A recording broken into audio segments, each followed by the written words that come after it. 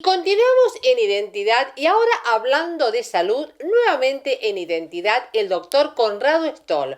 Hoy vamos a hablar sobre vértigo y otras patologías. ¿Qué le parece? Es muy interesante. Hola, doctor Conrado, ¿cómo está usted? Muchísimas gracias por recibirnos primeramente. ¿Qué tal, Liliana? Un gusto hablarles. Bueno, ya hemos conversado en otra oportunidad, pero hoy vamos a charlar de un tema específico, ¿no? Esta patología que tanto nos preocupa cuando nos toca pasarla, ¿no? Que es el vértigo. El vértigo. Es una patología que se da en todas las edades, creo, ¿no? Por allí, o es más en los adultos. Pero primeramente vamos a explicar qué es el vértigo. Ahí está, y voy a explicar primero qué no es el vértigo, porque Bien. mucha gente dice estoy mareado. Sí, Mareado es una sensación inespecífica, algo que no es algo objetivo, de una sensación de liviandad, de caminar sobre algodones, de estar flojo, inestable. Eso es mareo. Puede ser por infinitas causas, no vamos a hablar de eso. Vértigo es cuando la persona siente que todo gira a su alrededor, que sí, todo da vueltas o que su cuerpo está girando y no tiene control. Esa es la sensación de vértigo, bastante, déjeme usar la palabra dramático, Liliana, una sí. cosa muy fuerte.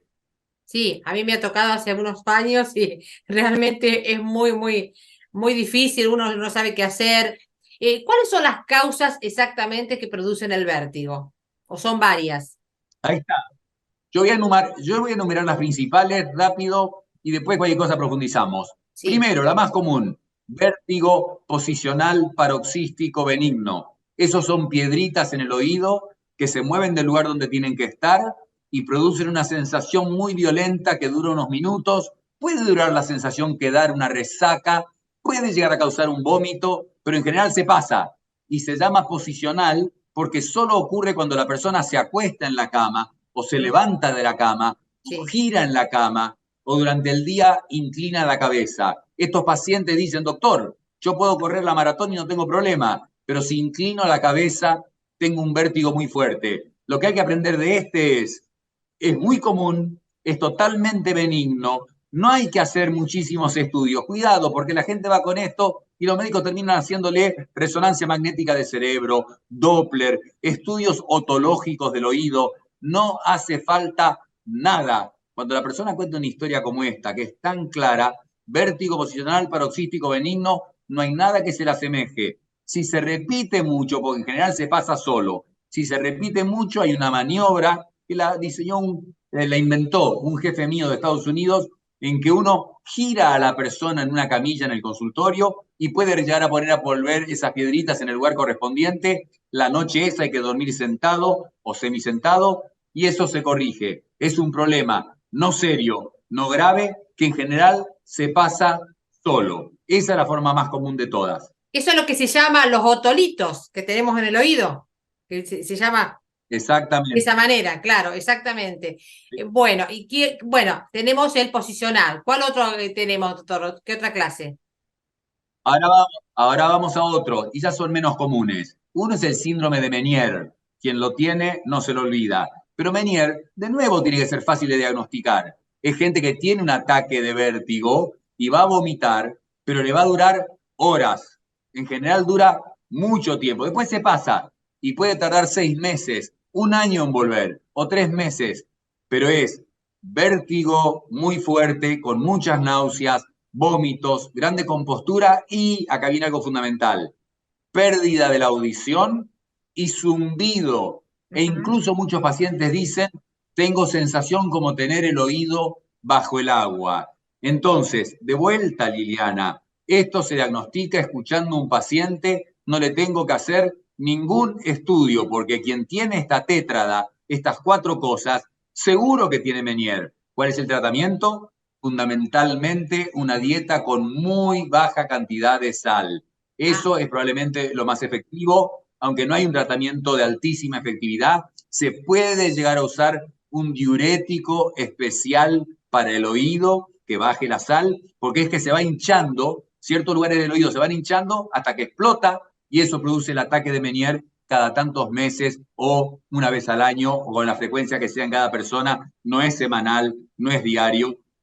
pero puede ser frecuente y puede ir perdiendo la audición la persona con los años. Ah, Pero hay que controlarse, pero de nuevo, no hace falta hacer grandes estudios, salvo una audiometría para ver si ha perdido audición, cuánto, pero claro. el cuadro clínico es muy claro para hacer el diagnóstico. Claro, qué importante, nunca había escuchado, bajar el consumo de sal en estos casos, ¿eh? Muy interesante saberlo, porque por ahí no se dice tanto esto. No se dice mucho, es muy importante cuando hablamos de mínima sal, que quiere decir no cocinar con sal, no agregar sal. Es Ujú. difícil comer así, pero esa es la mejor prueba que se puede hacer y si no se agrega ese diurético. Nombro dos más que no son tan frecuentes tampoco, pero son muy distintos. Uno es la neuronitis vestibular. ¿Qué quiere decir? Se inflama el nervio auditivo que tiene una rama vestibular que es la del equilibrio. Entonces, cuando se inflama, puede ser por un virus, produce un ataque de vértigo, de mareo, de náuseas, de vómitos, y en este caso puede durar varios días. O sea, nada que ver con el primero que dije, el vértigo posicional paroxístico, que son minutos, Ujú. nada que ver con el Menier, que se asocia con pérdida de audición, con zumbido, con oído abajo del agua. En este es vértigo, náuseas y vómitos, que puede durar 2, 3 días por inflamación del nervio auditivo vestibular. Ujú. Neuronitis vestibular, también la historia clínica es diagnóstica. Diagnóstica. Bien. ¿Y cuál faltaría de las clases? Los últimos, terminamos. Una cosa muy excepcional, pero puede pasar, hay algunos ACV que pueden presentar con vértigo, uno en especial. Cuando Ujú. hay una ACV, se tapa una arteria en la base del tronco cerebral, en lo que se llama el bulbo raquídeo, puede tener mucho vértigo. También por eso es bueno consultar, pero cualquier médico experto en esto tiene que poder diferenciar inmediatamente estos varios tipos de vértigo que acabo de comentar fácilmente y aún sin estudios. Los últimos que nos quedan es el vértigo migrañoso. Algunas mujeres con migraña, piense que 1 de cada 4 mujeres livianas tiene migraña. Y la más común es dolor de cabeza, náuseas, uno se encierra en un cuarto oscuro. Eso es tratable, se puede prevenir, se trata excelentemente. Pero hay una forma de migraña que es la migraña vestibular. Entonces, el dolor de cabeza puede venir acompañado por vértigo, Ujú. migraña con vértigo. Eso le pasa mucho a chicos que después tienen migraña. Cuando eran chiquitos en el auto se mareaban y vomitaban. La migraña puede venir con vértigo. Y por último, la última, es muy frecuente, el vértigo psicofóbico, que no quiere decir que es psicológico, es simplemente que los núcleos que tienen que ver con el equilibrio, con el mareo y el vértigo, tienen una unión con el sistema de las emociones en el cerebro, con el que se llama el sistema límbico. Entonces puede pasar que en ciertas situaciones de estrés haya personas en las que no tienen una CVE, en las que no tienen migraña vestibular, en las que no tienen una inflamación del nervio auditivo vestibular, que no tienen Menier, que no tienen vértigo posicional paroxístico de los otolitos y que sienten vértigo, y es el vértigo psicofóbico, la unión de los núcleos vestibulares del vértigo con el sistema emocional en el cerebro. Un buen médico, de nuevo, solo con la historia tendría que poder diagnosticarlo. Y lo que he querido enfatizar es que el vértigo es un problema bastante común en la medicina, en la neurología, pero con escuchar al paciente, escuchar atentamente al paciente, uno tiene que poder hacer el diagnóstico preciso sin tener que llenarlo de estudios innecesarios. Encanta. Doctor, en todos los casos, en las clases de vértigo, ¿el médico especialista es el otorrinolaringólogo o alguna otra especialidad que lo puede tratar también? ¿O el El médico clínico, neurólogo, el neurólogo es neurólogo? especialista, conoce todas las patologías que le acabo de decir. En neurología hay una subespecialidad que se llama neurootólogo Ajá, y viene de dos formas. O el neurólogo se forma en otorrinolaringología y se dedica solo a la neurotología a este tipo de problemas. O el otorrinolaringólogo se forma en neurología y ahí tiene otra forma de neurootólogo. El claro, otorrinolaringólogo con conocimiento neurológico o el neurólogo con conocimiento de otorrinolaringólogo. Sin claro. embargo, insisto, un neurólogo bien formado tiene que poder diagnosticar cualquiera de todas estas formas de vértigo. De hecho, el vértigo es un capítulo fundamental en las patologías de la neurología. Doctor, ¿también tiene que ver con algo de lo postural? Las malas posturas por ahí que nosotros en los trabajos, o a veces qué sé yo, la gente que anda en construcción, que levanta cosas más pesadas, ¿pueden producir esta patología también? Es un buen punto, Liliana, porque yo diría enfáticamente no, definitivamente no. E incluso interesante, las malas posturas, a pesar de lo que se ha dicho siempre, tampoco producen dolor de espalda. Es bueno No. tener una buena postura, pero porque uno tenga una mala postura no va a tener dolores de espalda. De hecho, hay gente con una excelente postura con terribles dolores de espalda. Sí, levantar cosas pesadas y levantarlas de forma incorrecta puede producir un disco, un problema de columna, que en general se soluciona de una forma no invasiva, con el famoso RPG. Pero usted me dio la oportunidad, Liliana, de decir algo fundamental, de mandar un mensaje que creo que es absolutamente clave, que la gente se olvide de las cervicales. Las cervicales no causan vértigo, ni Ah, mareo, ni también. nada. En Sí. Estados Unidos, con un jefe, hicimos 300 radiografías cervicales, evaluamos pacientes, correlacionamos la clínica con las radiografías, no hay ninguna relación entre las vértebras cervicales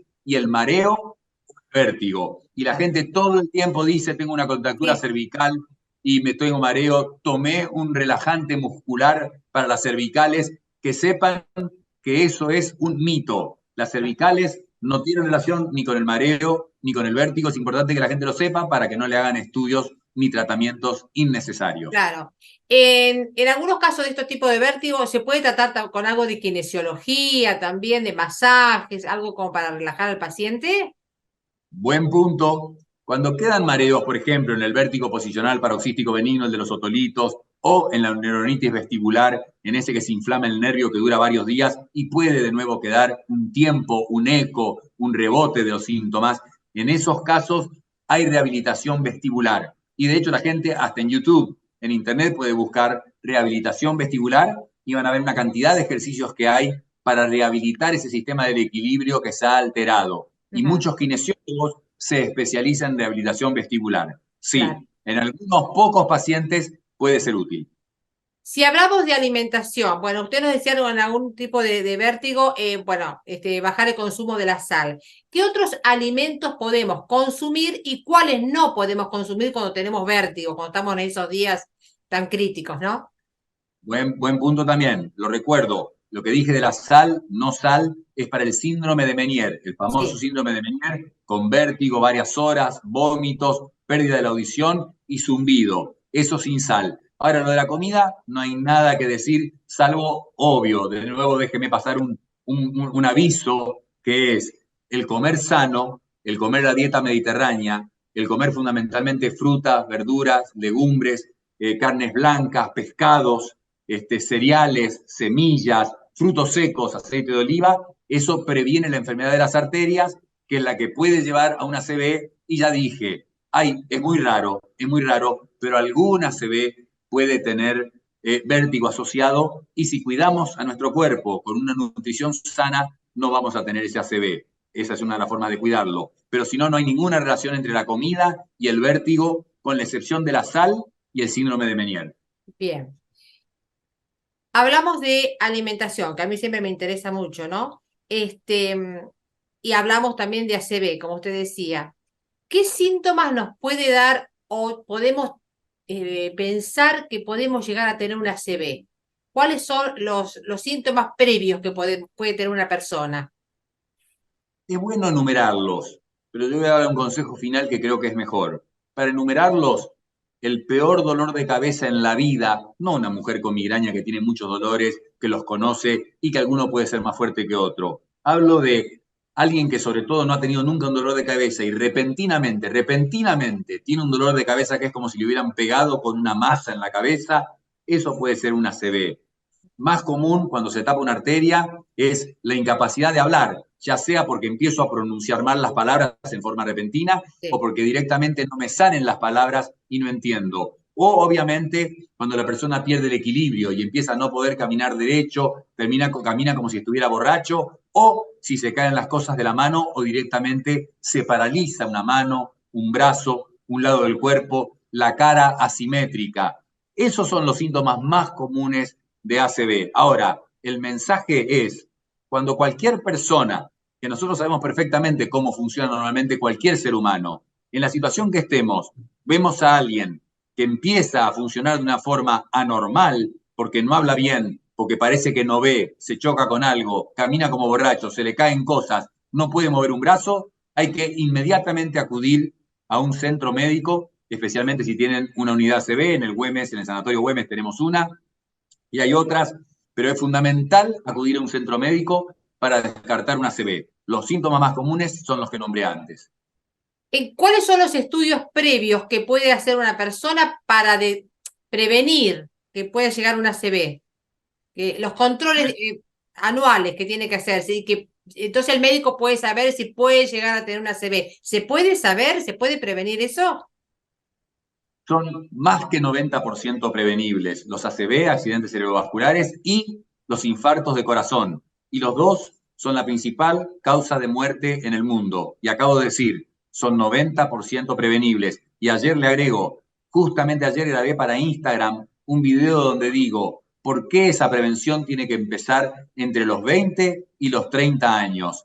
Y se puede saber, obviamente, pero más importante que saber es, puedo evitarlo. Yo sé cómo evitarlo. ¿Y cómo hago? Tengo que controlar el estrés, tengo que dormir 7 u 8 horas por noche, tengo que tener el peso normal, tengo que comer, tengo que tener una nutrición buena como la que nombré hace un rato, tengo que hacer ejercicio todos los días de una forma o de otra. No quiere decir estar en un gimnasio 2 horas, pero hacer ejercicio todos los días de una forma o de otra. Tengo que realmente saber que tengo la presión arterial controlada y sepa que la mayor parte de la gente que cree tenerla controlada no la tiene bien. Tengo que tener el colesterol controlado y sepa que el colesterol que sale en la sangre cuando me hago un examen de sangre no me dice si necesito tratamiento para el colesterol, porque el colesterol importante es el que está pegado en las arterias. Ese es el que dice si necesito o no tratamiento. Y por último, la diabetes. Una epidemia actualmente en que empezamos a ver chicos de 10, 15 años que tienen la diabetes de tipo 2, que antes se llamaba diabetes del adulto, y ahora la tienen chicos jóvenes por la epidemia de obesidad en el mundo. Claro, con la mala alimentación también, por supuesto, ¿no?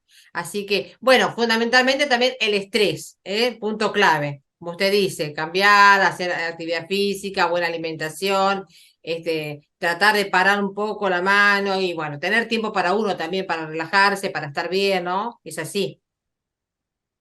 Desde ya, no solamente algo puntual para el estrés, todas las técnicas de meditación, de relajación mental, el mindfulness entre ellas, muy reconocida y con evidencia científica, en que sincronizando la respiración de uno con el centro respiratorio que hay en el tronco cerebral, se logra bajar el estrés y eso baja la ansiedad y eso altera hormonas en el cuerpo, disminuye la aterosclerosis, va a mejorar el colesterol, disminuye la presión arterial. Pero aparte de eso, todo lo que sea socializar, tener interacciones con otras personas, tener propósito de vida, tener proyecto de vida. Fíjese, en Japón, Okinawa, la mayor expectativa de vida en el mundo, con 85 años, hay otros países que también logran esto, y lo que se llaman las zonas azules del mundo, pero el Ikigai, esa forma de vida, de relajación, de control, de saber poner un límite a todos los estímulos externos tan tremendos que hay hoy en día. Claro. Bueno, doctor, la verdad que fue muy interesante la entrevista, como siempre. Ahora me quedó claro algo. Vértigo no es igual que mareo, que por ahí todos lo asociamos al mareo. Es increíble cómo a veces los mitos, ¿no? De escucharnos, ¿no? A la gente, porque esto se habla entre la gente, no los profesionales, por supuesto. Muchísimas gracias por recibirnos nuevamente. Ya vamos a charlar más adelante sobre otra patología. Es muy claro, muy didáctico y eso le llega muy bien a la gente, ¿eh? Es fundamental. Liliana, gracias a ustedes porque son ustedes los que difunden estos conocimientos que sí, creo que pueden llegar a ayudar a algunas personas. Así que muchísimas Sí, gracias. además, como usted dijo algo que, bueno, también lo resalto, ¿no? Escuchar al paciente, porque hemos visto a veces en los profesionales jóvenes que no escuchan tanto al paciente, que están mucho con la computadora, acá también se queja la gente. Los profesionales de antes, todos que te escuchaban, que te entendían, que te miraban, y eso es fundamental también para el paciente, volver a escuchar al Tan paciente. fundamental, tan fundamental que el paciente nos dice el diagnóstico. Es tan Exacto. simple como es. Hay que hacer la pregunta, ¿en qué lo puedo ayudar? ¿Por qué me consulta? Y ahí como médico quedarme callado por lo menos 5 a 10 minutos escuchando a ese paciente, porque el paciente me va a dar el diagnóstico. Hicimos un estudio en Estados Unidos en los casos más difíciles y vimos que si el médico no tenía una idea del diagnóstico después de haber escuchado al paciente, era difícil que fuera a llegar al diagnóstico correcto. El diagnóstico se hace escuchando al paciente. Exacto.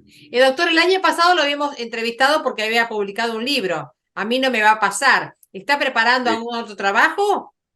Sí, la verdad que un libro que quizás salga este año, pero sobre un tema distinto. Es ciencia, pero sobre un evento que hubo muy reconocido en el mundo, un gran problema que tiene una parte científica, entonces estoy juntando la ciencia con ese evento y a la gente le va a interesar. Ya, hasta ahí puedo decir. Bueno, muy bien. Espero que salga pronto. Cuando lo tenga listo nos avisa, ¿eh? Así le hacemos una entrevista, lo conversamos y lo mostramos, por supuesto. Perfecto, perfecto. Conrado, muchísimas gracias por estar siempre en Identidad, por su tiempo. Muy buenos días, muchas gracias. Gracias.